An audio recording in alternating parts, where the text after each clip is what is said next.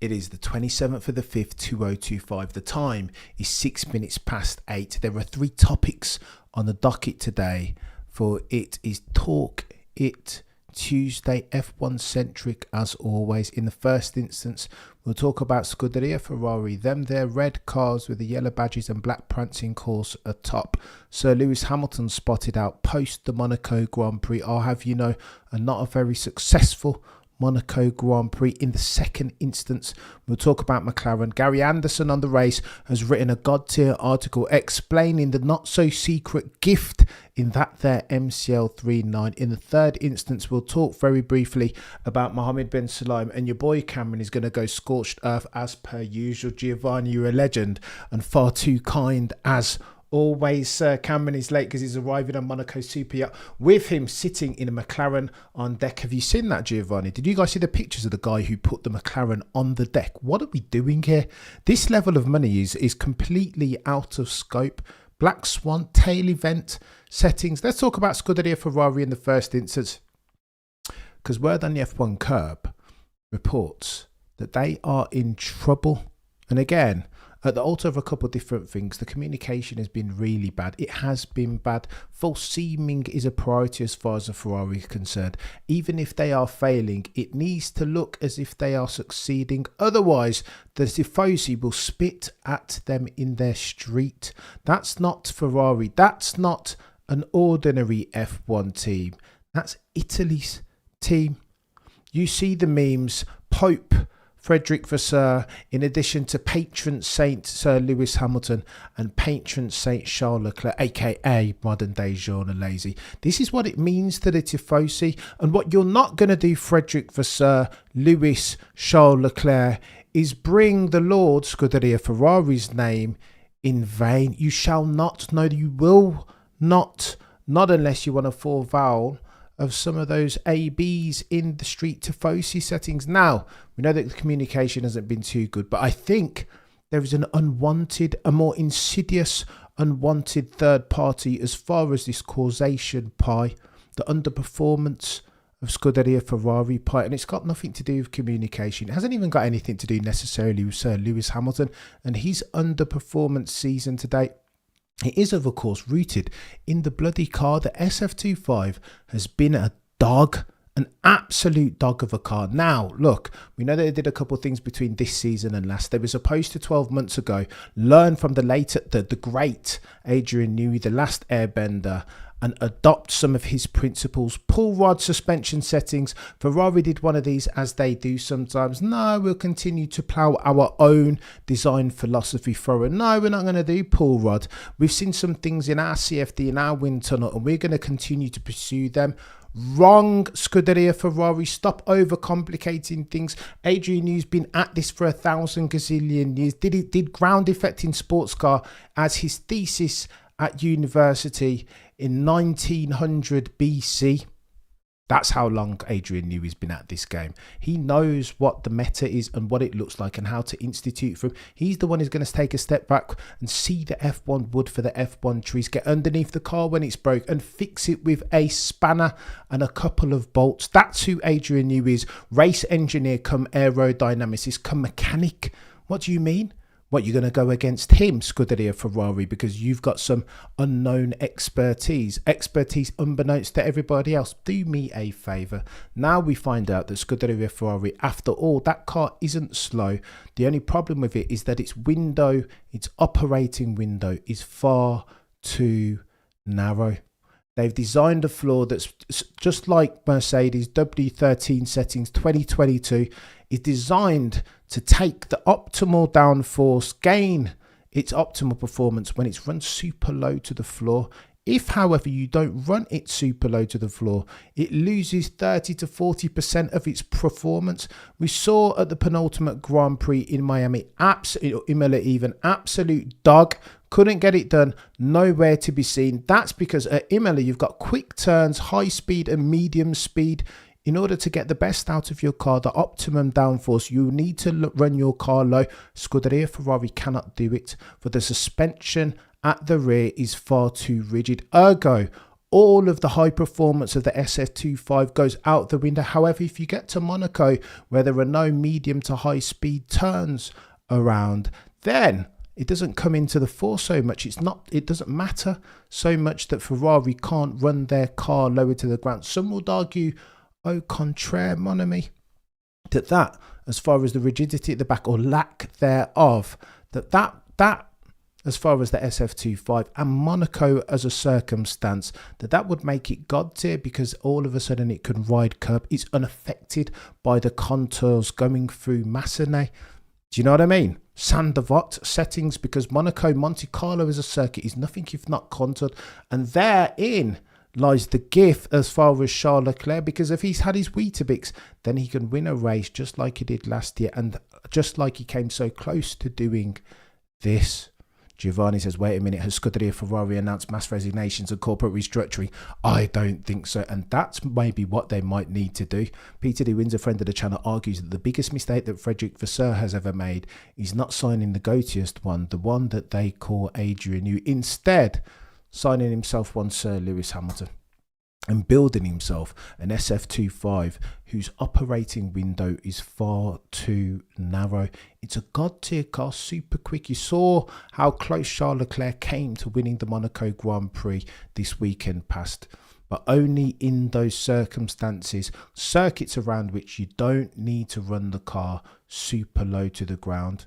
Suspension not rigid enough, excessive plank wear a risk, and then you've come to find out that the goatiest one, the 7-time champion, the one that they call Sir Lewis Carl Davidson Hamilton, was out after Monaco. Please continue.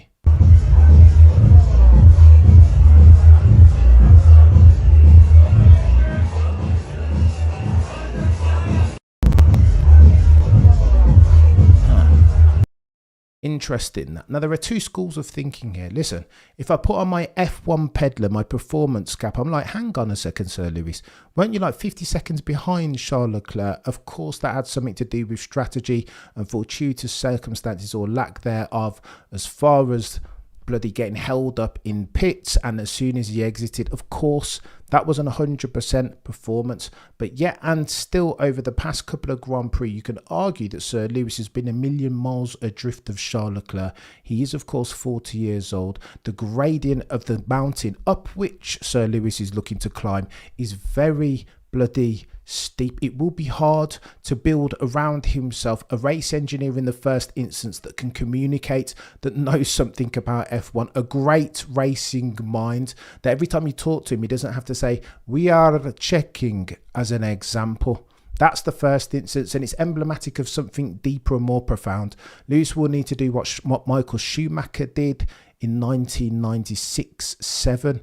Go over there and build a team up around him, the infrastructure requisite and commensurate to challenge, if not win, races and therefore championships. It will be difficult. Lewis Hamilton said that himself when asked pre-season, you've got all these other things that you like to get involved in, mate, all these other altruistic, philanthropic adventures. How do you balance those? How do you continue to spin so many plates and focus on Scuderia Ferrari? Winning your first for them, not your 8th for yourself. Lewis said, you know what, mate, I'm focused wholly on this. Of course, on the other side of it, Lewis Hamilton is a man, right? He's 40 years old. He's dedicated his whole life and his career to Formula One. Surely we can't demand anything else from him. But I don't know. As I look at this, stark contrast, juxtaposition settings, maybe I'm being too harsh. Am I being too harsh?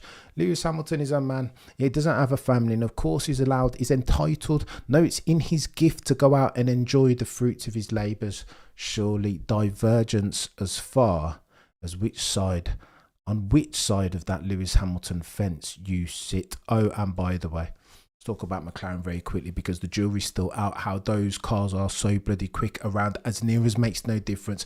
Every single track, irrespective of its aspect, medium to high speed, they are quick. Low speed, as far as Monte Carlo, they are even quicker.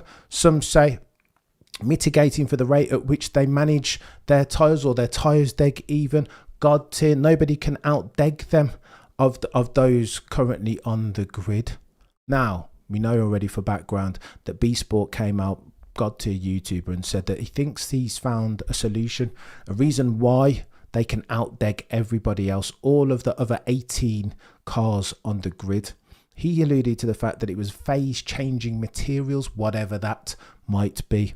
That's something techie. And again, this dude's to be given credit because he worked with McLaren once upon a time and did his thesis, no, his dissertation in phase changing materials. However, Gary Anderson, legend of the race, he thinks something different. And again, these images are courtesy of the race. I will link the article in the description. In there, he summarises that McLaren aren't necessarily doing anything special. There is no silver bullet as far as their durable competitive advantage, as at the 27th of the 5th, 2025, that they are just doing good engineering, sound, simple stuff. And again, they've built the MCL39 in the image of aforementioned sound engineering. However, Gary Anderson, Giovanni, you're a legend. You're son of James, son of Party Animal Vibes. I don't hate it, Giovanni. I don't hate it. Would have rather that Lewis Hamilton went home and had a hot cup of cocoa every single night. Of course, is that overly ambitious from your boy Cameron CC? Of course it is, but I digress. Giovanni, too kind as always. Gary Anderson for the race writes the following, that these are the secret 6 of them as far as McLaren's explaining and understanding McLaren's durable competitive advantage over the rest of the field. In the first instance, Gary Anderson writes of the race, the focus as far as the MCL39 is on keeping the brake temperature from transferring to the rear rims. And again, remember that the advantage is born of the rear. Listen, when you're going around these tracks, if you overheat, if you grain, if you thermal wear at the back, then it's always going to be techie. And that's what these guys and girls, not named McLaren, have been experiencing all season long, even going back to last year. You'll recall every time Lando Norris and Maximilian Verstappen were starting 1 and 2, potentially in that order, potentially not. It was Maximilian Verstappen who got out the gate quick, but then towards the end of the stint, Lando Norris would start to cover ground convergence settings, because even then McLaren were playing around with mechanisms, ways that they could minimise for the rate at which their tyres were degging. In the second instance, Gary Anderson writes, the all-new 2025 cooling systems Andrea Stella spoke of in Monaco allows McLaren to close off more of the car's bodywork for aerodynamic benefit, reducing drag and reducing the impact of hot air disturbing the rear wing and diffuser. You've seen them normally at the altar of reliability when these cars go around hot tracks, I don't know, a Saudi Arabia as an example, because of reliability and the risk of the power units going pop, they have to open them up, don't they? Not McLaren though, they leave them closed like this, and that speaks to efficient cooling internally. In the third instance, Gary Anderson of the race writes, its high percentage of front anti-dive will support the car better under braking. Now we know that they were super ambitious in terms of their anti-dive setup. We said at the start of the season this could be a risk, particularly again at the altar of reliability. In the fourth instance, the high percentage of rear anti-lift will keep the rear of the car lower under braking, and again helps as far as mitigating, though minimising for the rate at which the rears deg.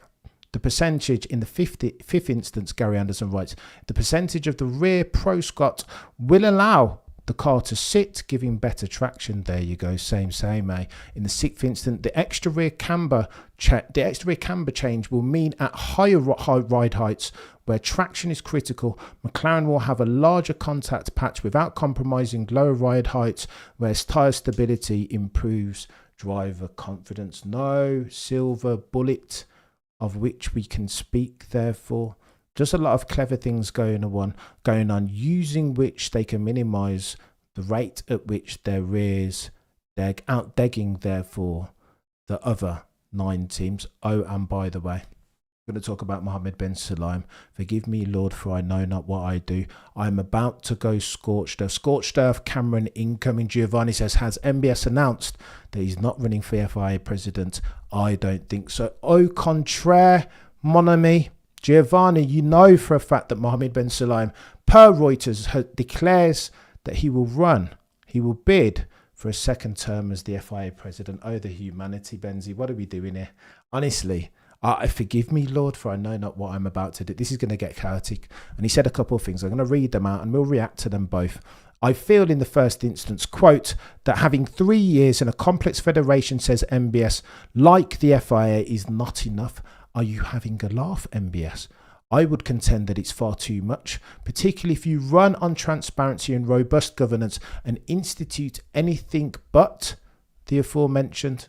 Your tenure has been characterised by exactly the opposite, the antithesis to transparency. Lest we forget, Fernando Alonso allegedly tried to reinstitute him at the Saudi Arabian Grand Prix into a podium position. Why? What? What are you talking about? What happened to the investigation? Why was it not published? Because, of course, transparency is something that the FIA lacks. For MBS continues. Do I need more time? Yes. Has it been easy? Never. Mate, you don't need any more time. Any more time to do what?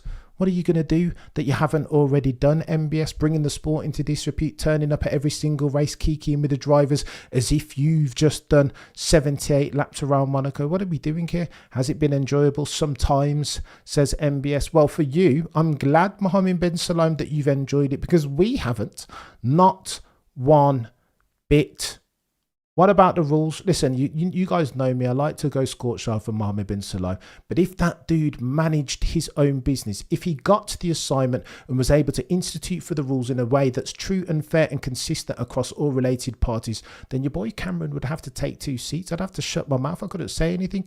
If we didn't have instances like full starts, Checo Perez and Lando Norris, what, because transponders weren't working, there would be nothing for me to say.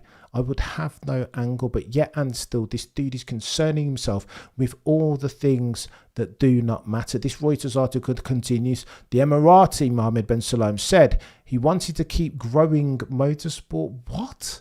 Growing motorsport? What have you done to grow motorsport, Mohammed bin Sulayem? I just don't understand this chap. You couldn't even write this level of disingenuity, if I can even get my words out. What are we doing here? To make the FIA stronger and stronger. You've done nothing, MBS, but make the FIA weaker and weaker. We know that you've got rid of the audit committee so that you can tick and tie, mark your own homework. The audit committee was there, set fair, with a view to make sure that everyone, all related parties in the FIA, behaved within the proper professional code of conduct. Now you got rid of them and now you're running an authoritarian regime. And you want to talk about make the FIA stronger and stronger. Those two things are orthogonal, no, fundamentally, no, diametrically opposed. Unless I'm being noddy, unless it's me that's daft. He continues, this is my ambition and that's what I'll do. Well, you said you were going to run on robust governance. Whatever happened to that? Transparency, diversity, inclusion. What happened to those of the aforementioned there? Nowhere to be seen, Mohammed bin Sulayem. Forgive me, therefore, for calling you the boy who cried wolf. Fool me once, shame on you. Fool me twice, shame on me. Mohammed bin Sulayem continues, raw deals have been given to the FIA. What raw deals, chap? What's he talking about, Benzi? FIA fails, but credit to the marshals all weekend at Monaco. 100% the Monaco Grant. The Monaco marshals are the best in the world there, and they get it done in a way that's efficient, much more efficient than the operation, the organisation even for which they work. Raw deals, Mohammed bin Sulayem. Let me read this out and then we'll react to it, because this dude likes to talk about money, doesn't he? Everything is at the altar of financial resource, as if, ironically, cash rules everything around me. Cream. Raw deals, continues MBS, have been given to the FIA. It doesn't make sense that to me, if I can't even read it out from this dude. Make the FIA great again. When was it last great, Benzi? Go on, let me read this out because this is important. Raw deals have been given to the FIA. It doesn't make sense to me that one Formula One driver and one team principal make more money than all the FIA. What is he on about, Giovanni? If only MBS had contacted me. I've got a couple of spare AA trackers he could have had. I'll even throw in right side assistant for fit. Go on, and let's get Giovanni. This is chaos. What is he talking about? Raw deals? Why is it? What's it got to do with him that he always wants to stick in his beak where it does not belong? You will recall when the Saudis were sniffing around F1 as a potential acquisition. Mohammed bin Sulayem then said that the asset value of F1 is too high. What? That's out of scope, sir. That's why you got the cease and desist told to STFU, Mohammed bin Sulayem. The value of F1, the commercial rights holder, has nothing to do with you as a role. They procure a service off of you. Deliver it, full stop, new paragraph. Why is that dude always chiming in on financial matters that don't concern him? Now saying that it's weird to him, it's not fair to him that one of the F1 drivers makes more than the FIA altogether. What's it got to do with you, Jack? I didn't see you in the cars risking life and limb. I didn't see you working all your life to become an F1 driver. How very dare you, chap? This is a free market, sir. Supply and demand. If the drivers didn't jump in the car and risk life and limb, chariots of fire settings each and every race weekend for our own entertainment, then there would be no sport. This dude has the priorities mixed up in his own mind. He thinks that he's more important than the F1 drivers. And quite frankly, ladies and gentlemen, the F1 jury, that is not true. He continues, I cleaned up the FIA house. What? When? What? What? Oh, the humanity. Could you even be more disingenuous? If you tried, I cleaned up the FIA house by sacking anybody that doesn't want to be a yes man / woman. Dave Richards gone, Reed gone, and Rao gone, and now come back. Wittich gone. All of the senior bods who had something to say, who decided to constructively challenge Mohammed bin Sulayem in his presidency of the FIA, gone, gotten rid of. Because now the FI needs to be authoritarianism, doesn't it? Of course, honest people are there. He says, my back is not anymore with knives in it. Well, don't describe your back. Listen, just because somebody wants to offer you constructive challenge, sir, that doesn't mean they're stabbing you in your back. Compliance isn't always loyalty. They are different things. Hang on, says Giovanni. Is MBS saying he believes that team principals and drivers have too much money, or that the FI president, bit of both, chap? I think there's an intersecting. And on your Venn diagram, Giovanni, you highlight the point in between. He's saying both, that he should be getting paid more, and so should the FI, but relative to all of the F1 drivers. But I digress. All of this negativity, MBS continues. Oh, he's unpredictable. He's very controversial. I'm the last one who cares what they say, what the critics say, what they want to do. To me, it is always about the FIA members. Well, it's not really, is it, Mohammed bin Sulayem? It's about you, chap.